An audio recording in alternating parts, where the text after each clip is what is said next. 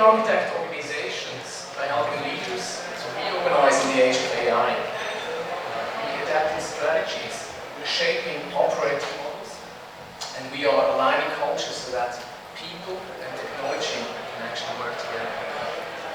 AI adoption is not on the horizon, it is here. Classic technologies took decades to reach mass adoption. It took electricity almost half a century. It took the internet almost decades. And it took ChatGPT 5 days to get 5 million users. And now we have a couple of 100 million users every week on ChatGPT.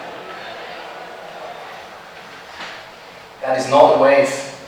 That is the wall that is right in front of us. Now this wall changes work. By 2030, up to 30% of hours worked will be automated, accelerated by Gen AI.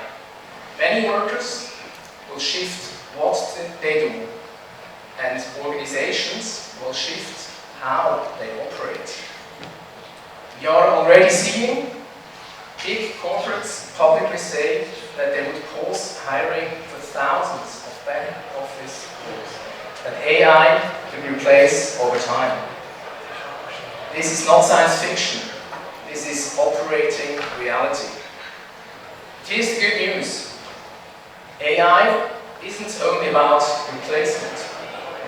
It can actually augment people, boosting creativity, accelerating idea generation, and widening access to expertise, if we design for it. The biggest performance gains appear when humans and AI are intentionally combined. So the question for leaders isn't, is AI coming? It is how to organize and embed AI so that it creates or produces actual and real results. Plenty of companies have launched pilots, enabled GPTs, bought tools, and invested in use cases and technologies, but they still struggle to create P&L impact. Why is that? Now, in order to understand this, let's look at what AI means for our all work, for our all jobs. When we talk about AI at work, there are two powerful and sometimes competing vectors. One is automation. Rule-based, repetitive tasks will continue to be automated.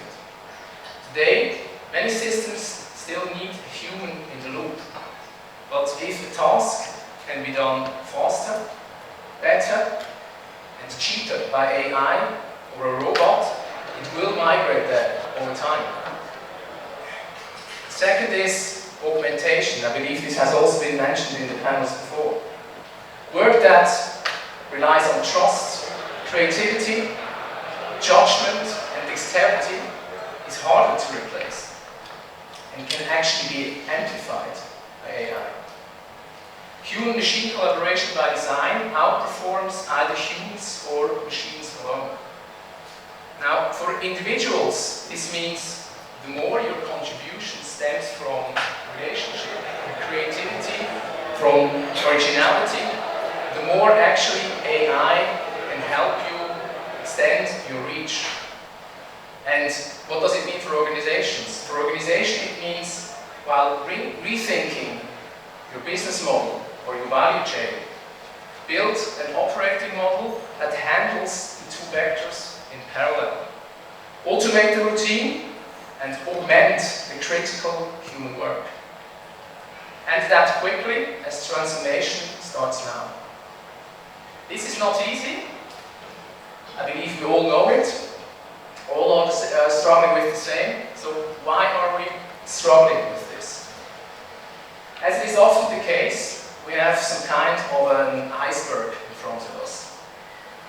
From our expertise, transformations fail less from technology and more from organizational gaps. Lack of clarity, weak ownership, fuzzy roles, and after all, culture that isn't ready. And tools without an operating model become isolated experiments.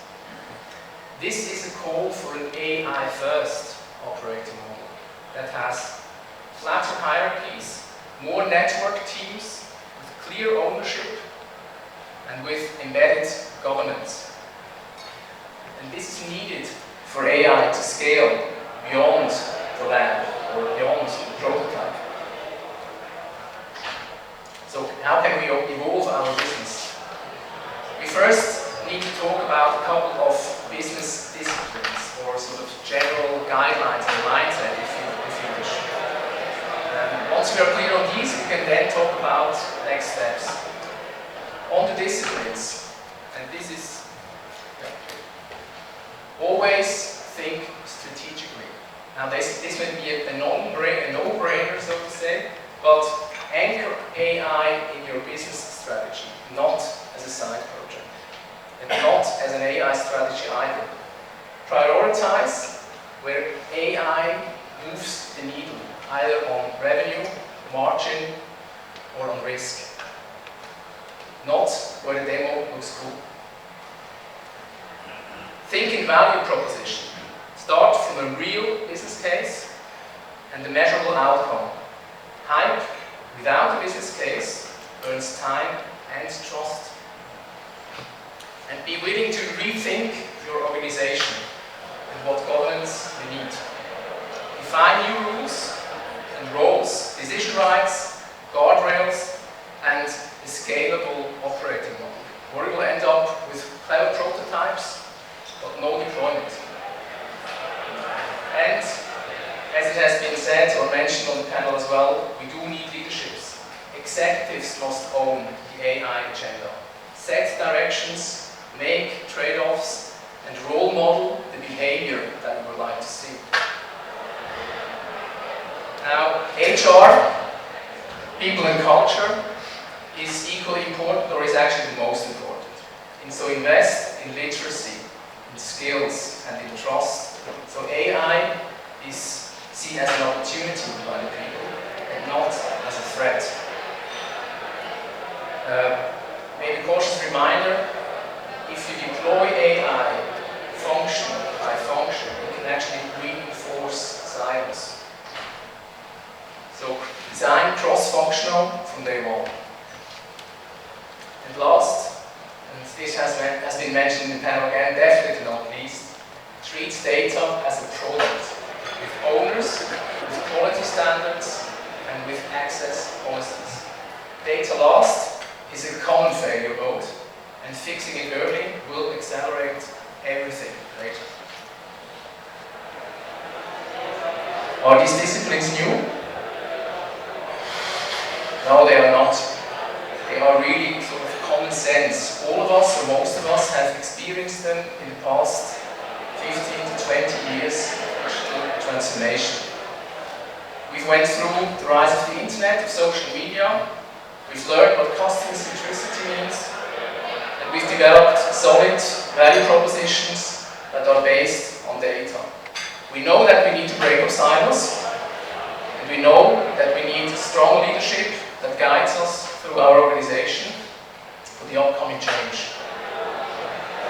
Now is the moment where we can actually look up the wall and we know that we have what it takes. There's no excuse if we forget the climbing shoes or the ropes. And we are at the point where we as leaders now need to take organizations into our own hands and stand up to the challenge that AI throws at us. There is no plan B. So how could a plan A look like? How do we plan the war? One is position AI strategically and not technically.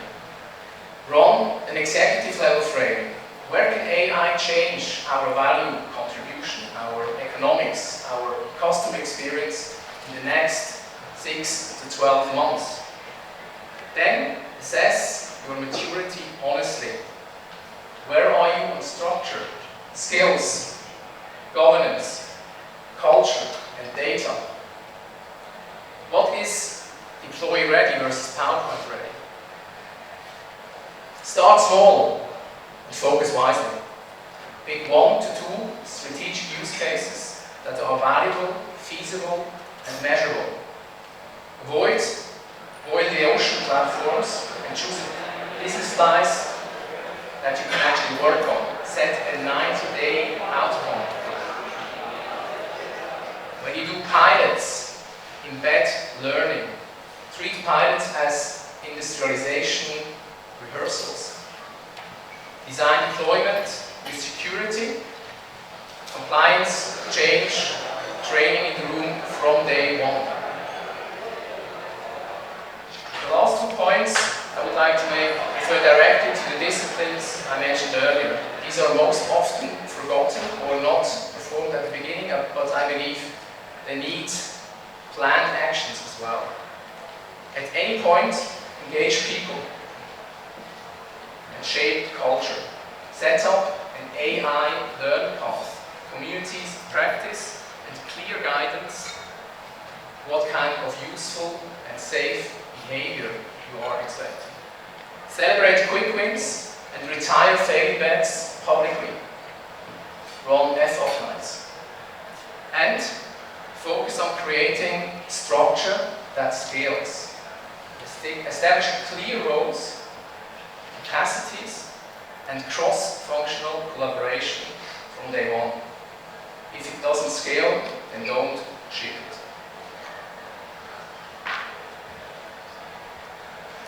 Let me stitch the threads. The adoption wall is real. It is not approaching. It is here, right in front of us. Work, as we know it today, will change. Hours automated, roles reshaped, and leaders must move from pilot to operating model. The biggest gains come from augmenting people and not from just bolting another tool onto the organization. It is about retooling the organization. Let's climb the wall together. I believe we have trained for it, and we are really ready to master it. Thank you.